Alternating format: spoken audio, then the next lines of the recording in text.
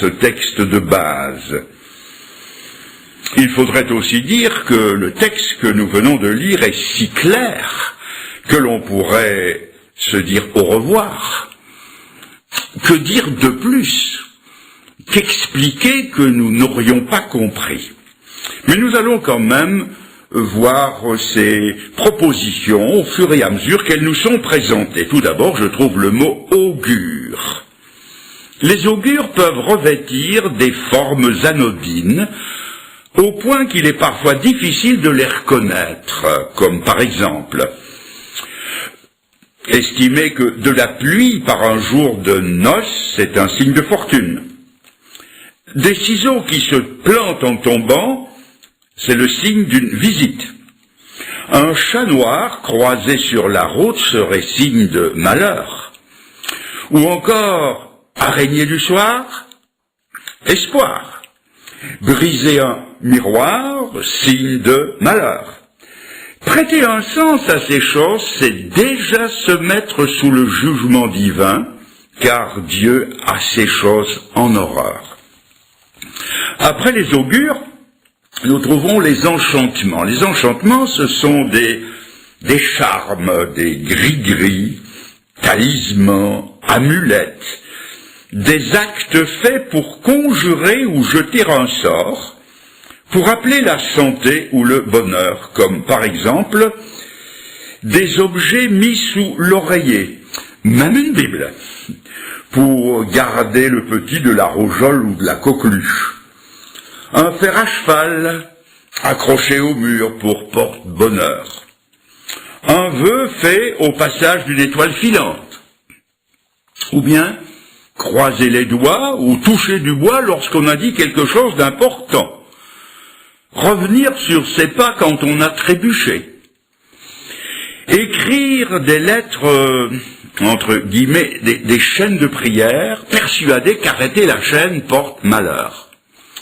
Craindre d'ouvrir un parapluie dans la maison, ou de mettre un lit avec les pieds vers la porte.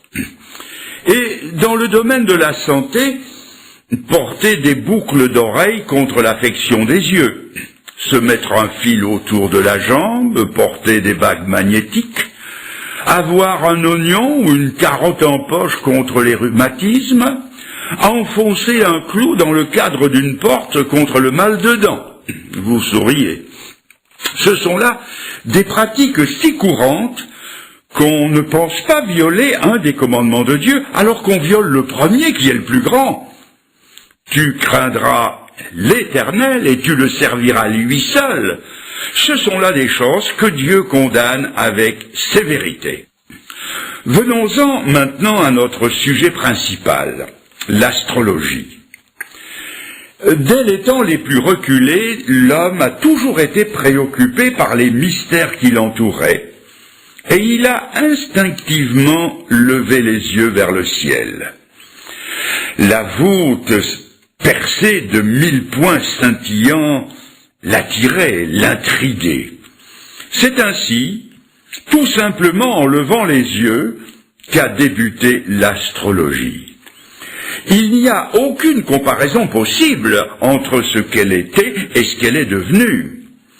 La différence se situe entre deux mots qui ont presque la même consonance, astronomie et astrologie, mais la distance entre les deux est énorme. Les étoiles filantes étaient-elles des signes à comprendre et à interpréter? Les sentinelles de la nuit ont souvent dû se poser la question. Les mages de Babylone ont été les premiers à dresser les cartes de cet autre monde qu'était le ciel. Notez qu'il n'y a aucun mal en soi à regarder le ciel et à l'étudier. Mais le prophète, nous dit le prophète Ésaïe dans son chapitre 5, « Malheur à celui qui change le bien en mal ou le mal en bien ». Et l'astrologie a rapidement dévié, elle a même dérapé. 3 choses sont venues se greffer sur les cartes du ciel: l'astrologie météorologique, l'astrologie médicale et l'astrologie judiciaire. Je passe très rapidement sur les deux premières. D'abord, l'astrologie météorologique.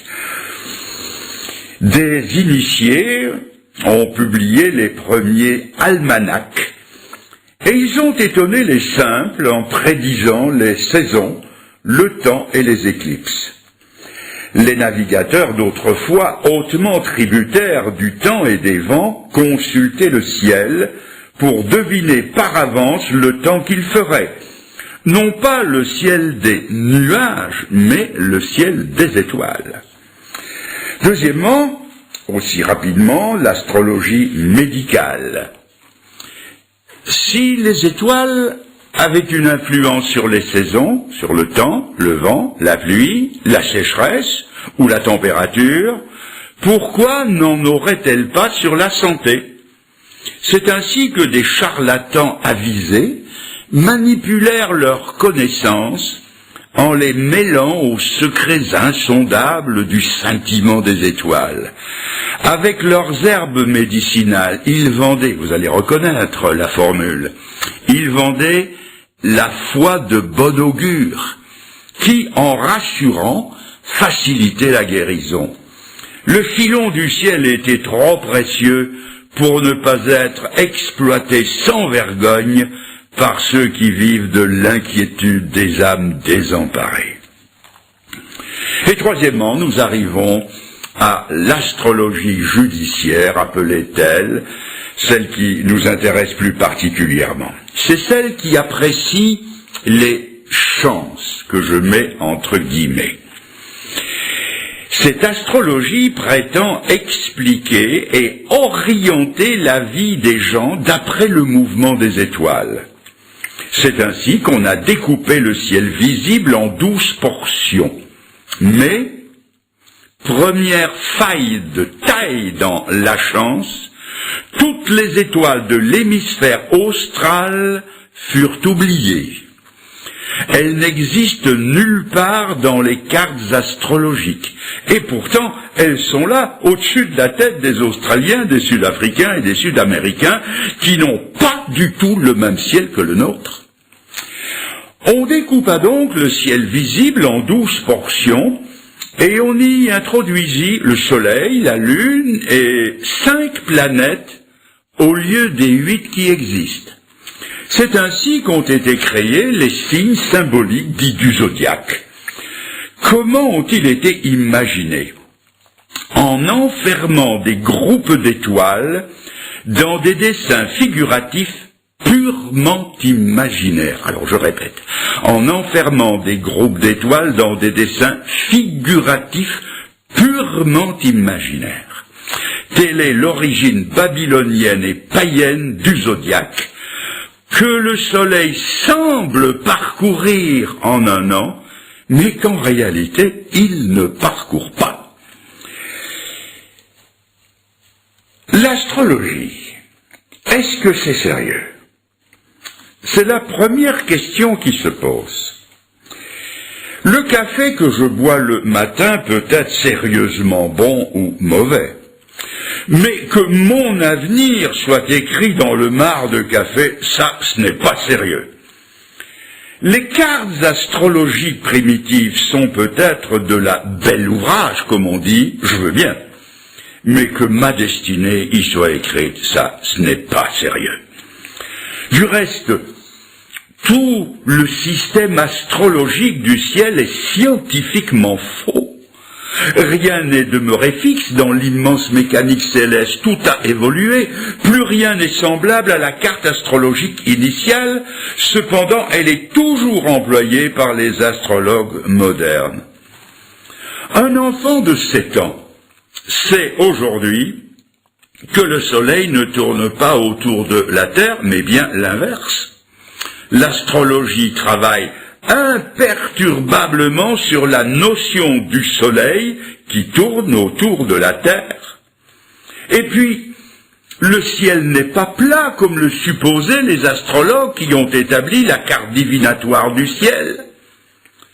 Les astres qui se croisent, pour employer leur jargon, sont en réalité à des distances inimaginables les uns des autres.